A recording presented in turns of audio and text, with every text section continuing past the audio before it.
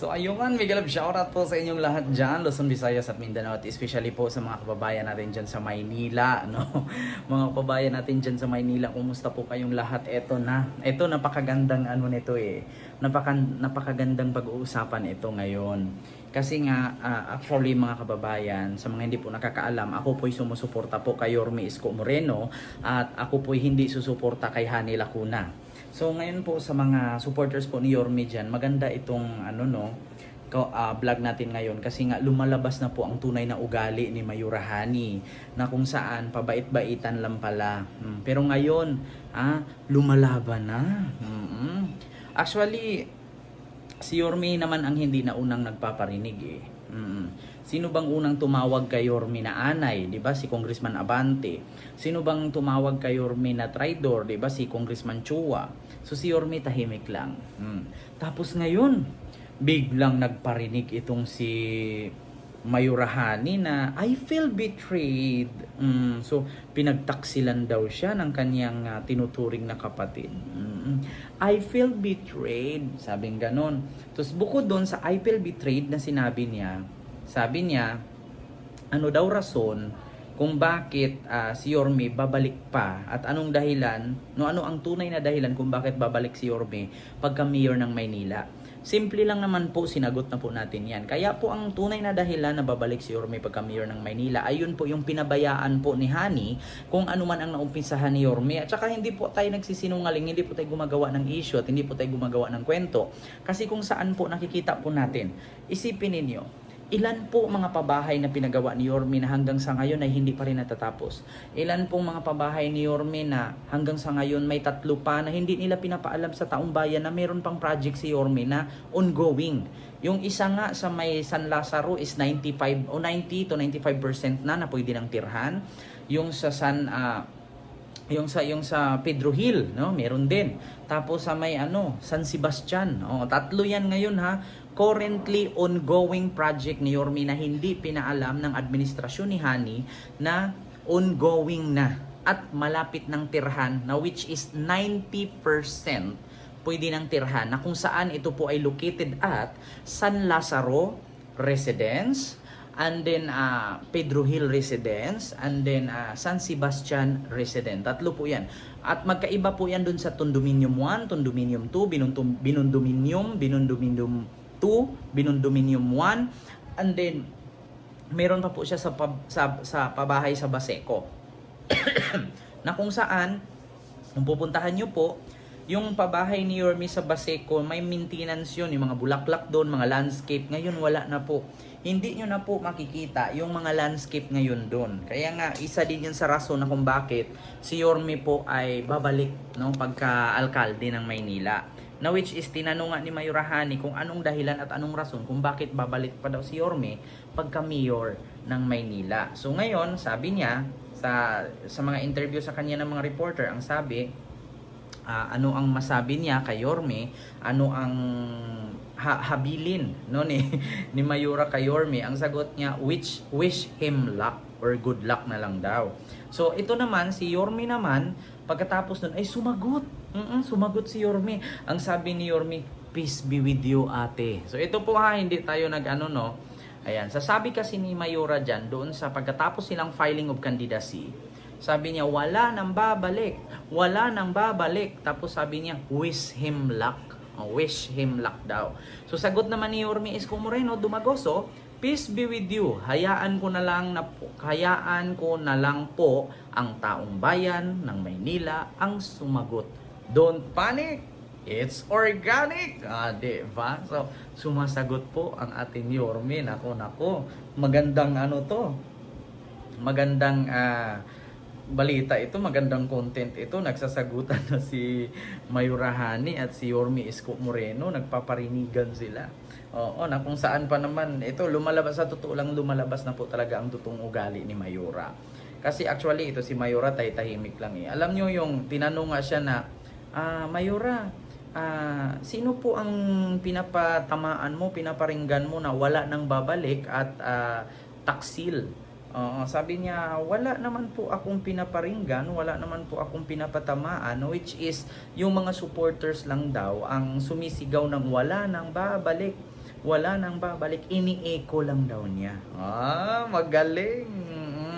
Actually, hindi mo kaya si Yorme sa pagdating sa mga ganyan. Hindi mo kayang asarin si Yorme pagdating sa ganyan. Kasi actually, alam niyo kung bakit si Yorme bitirano na pagdating sa mga ganyan. Hindi nyo, ay Diyos ko, ultimo ba naman sa pick up lines, gumagaya ka pa rin, Mayora? Ultimo ba naman sa mga salitaan, wala kang originality? Ultimo sa proyekto, wala ka pa rin originality kasi wala kang nagawang proyekto. Lahat ng proyekto na naiwan sa'yo ngayon ay lahat yan proyekto ni Yorme na kung saan hindi mo nga tinuloy yung iba. Asaan na yung mga sa senior citizen dyan? Nawala na. Asaan na yung ng senior citizen? Wala. Kaya ngayon, huwag kang mag-expect, Mayora, na ang mga senior citizen, ibubuto ka. Asaan na? Yung para sa senior citizen na ayuda. Or kumbaga, yung parang allowance yata ng senior citizen yun, pang maintenance. Wala. Dati, dinadaan sa Pimaya yun. Ngayon, yung Maya lumipad na. Dati sa Pimaya yun pinapadala eh. Ngayon, ang Maya lumilipad na.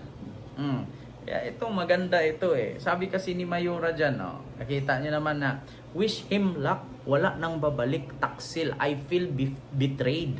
Sabi naman ni Yorme, peace be with you, hayaan ko na lang na taong bayan ng Maynila ang sasagot. Actually, ito para sa akin, magandang labanan nito eh. Kasi, actually, pag ganito kasi yan, ito kasi si Yorme at si Mayora Hani kasi ngayon, parang kumbaga, parang nag-apply sila sa atin. Kasi, syempre, di ba, example lang ha, di ba pag nag-apply kayo sa trabaho, anong unang hahanapin? Credentials. Ito sa mga taga Maynila ha. Especially sa mga ayaw ni Yorme, actually yung mga gusto kay Yorme, syempre hindi mo na kailangang i-memorize yan. Hindi mo na kailangang ipaliwanag yan. Pero ito, i-explain ko para sa mga ayaw kay Yorme nang maintindihan ninyo mga gunggong. Ito especially kay Congressman Chua at kay Congressman Abante. Pakinggan nyo sasabihin ko ha. Kapag kayo mag-apply ng trabaho, syempre hahanapan ka ngayon ng credentials. Ngayon, anong unang tanungin sa'yo? Anong pangalan mo? Ilang taon ka na? Saan ka nakatira? Diba? So, anong natapos mo? Anong skills mo? Anong kaya mong gawin? Ngayon, pagdating naman sa politika, syempre, nag-a-apply kayo at liligawan nyo ang taong bayan. Kasi hihingi kayo ng boto sa kanila para manalo kayo at mahalal kayo. Ngayon, unang-una, kung ako botante, anong hahanapin ko sa isang politician? Una, syempre yung may gawa. Pangalawa, syempre yung may resibo. Pangatlo, syempre yung gumagalaw. Diba? Pang-apat, syempre hindi yung kurakot. Panglima, hindi yung nagtatago pagkatapos ng eleksyon. Ngayon, may tanong ko lang, yun bang 5 na credentials na yun, pasok ba si Yorme? Syempre, pasok na pasok. Hindi magnanakaw. May proyekto. May resibo. Gumagalaw. Hindi nagtatago. Tanong ko kay Hani, si Hani nasa anong nanalo pagka mayor? Hindi ko mahagilap. May proyekto, wala rin ako nakikita. Anong nagawa? Wala rin akong nakikitang ginawa. Pang-apat, saan mo nakikita? Nasa City Hall lang, hindi lumalabas. Pang-5, nagtatago ba? Yun nga, nasa City Hall lang. And the rest sa 5 na yun na credential na yun, wala po ako nakita para kay Hani. Kaya ngayon ang tanong, mananalo kaya si Hani? Di ba? Ang pagpasok sa politiko, para iboto ka ng tao, para ka nag-apply sa trabaho niyan. Hanapan ka credential, skills, natapos, at pinag-aralan. So kung hindi ka marunong sa skills, bagsak ka, hindi ka pasado. Kapag wala kang natapos, number 1 pa naman, high standard pa naman ang mga employer dito sa Maynila. A-apply ka lang ng sales lady, kailangan accountant degree holder ka pa. Di ba? Sales lady yung pera ang pinag-uusapan. Ngayon, pagdating sa Maynila, syempre, hindi po pwede na magdadrive ka ng jeep na hindi ka naman driver. Paano na lang kung magdadrive ka ng jeep, ang pasahero mo buong Manilenyo, tapos ang marunong ka lang mag-drive motor. So, pag drive mo yung jeep, pasahero mo buong Maynila, mababangga kayo. Kaya, yun ang tanong ngayon.